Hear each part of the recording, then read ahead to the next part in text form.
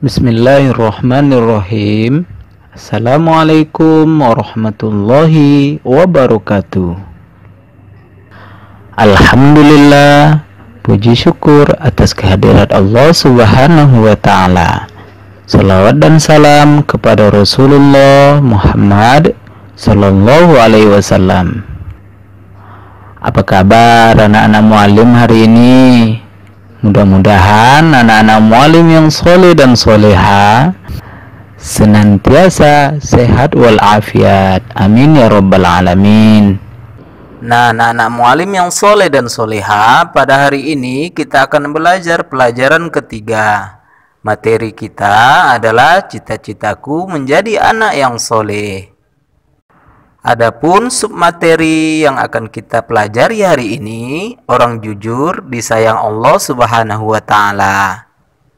Namun anak-anak mu'alim yang soleh dan soleha, sebelum kita memulai pelajaran seperti biasa, marilah kita berdoa dulu kepada Allah Subhanahu wa Ta'ala agar ilmu yang kita peroleh nantinya akan barokah. Amin ya rabbal alamin.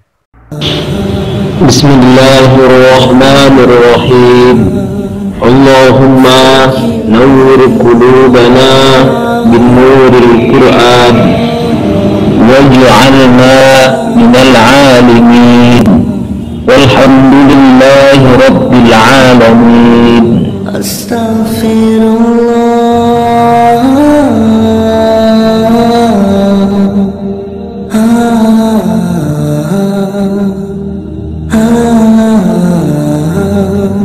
Nah, yang pertama kita bahas orang jujur disayang Allah Subhanahu wa Ta'ala. Dari segi bahasa, jujur dapat disebut juga sebagai antonim ataupun lawan kata dari bohong.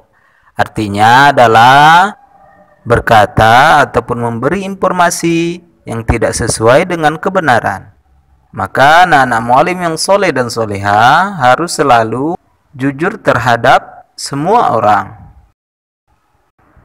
Contohnya ini, ketika ada ujian atau penilaian harian, lalu sir atau misnya mengatakan kerjakan penilaian hariannya dengan jujur ya. Nah, anak-anak mu'alim yang soleh dan soleha tidak boleh mengerjakan tugas ataupun ujian dengan curang. Kita harus senantiasa jujur dalam situasi apapun dan dimanapun.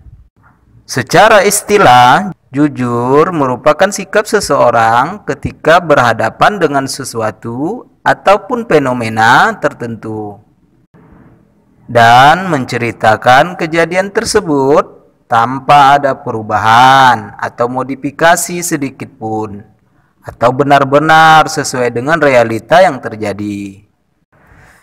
Dalam agama Islam setidaknya dikenal 5 jenis sifat jujur yang harus dimiliki oleh penganutnya. Yaitu yang pertama,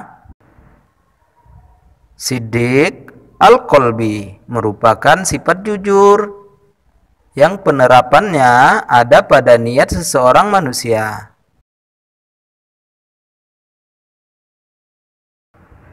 Yang kedua adalah siddiq al-hadis, merupakan sifat jujur yang penerapannya ada pada perkataan yang diucapkan oleh manusia. Ketika seorang muslim dan muslimah sedang berbicara kepada orang lain, haruslah berkata dengan jujur. Yang ketiga, anak-anak mu'alim, siddiq al-amal, merupakan sifat jujur yang penerapannya ada pada aktivitas dan perbuatan manusia. Nah, misalnya ketika seseorang mengamanahkan sesuatu atau mempercayai sesuatu, kita harus betul-betul menyampaikannya. Nah, yang keempat, anak-anak mu'alim, siddiq al-wa'd, merupakan sifat jujur yang penerapannya ada pada janji yang diucapkan oleh manusia.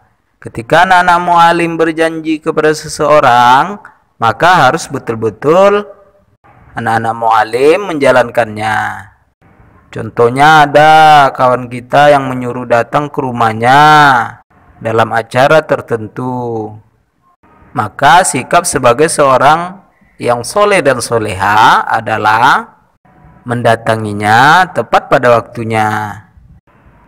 Yang kelima adalah sidik al-hal, merupakan sifat jujur yang penerapannya ada pada kenyataan yang terjadi dalam hidup.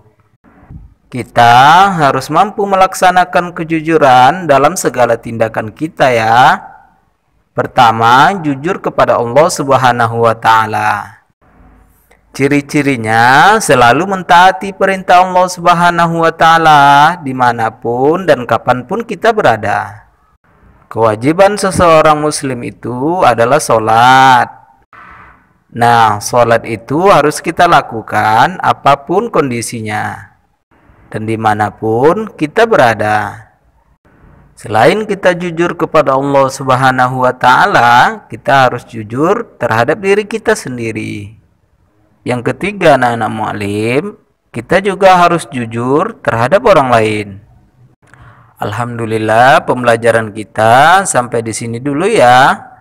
Mudah-mudahan kita semua dapat senantiasa berperilaku jujur. Amin ya rabbal alamin. Assalamualaikum warahmatullahi wabarakatuh.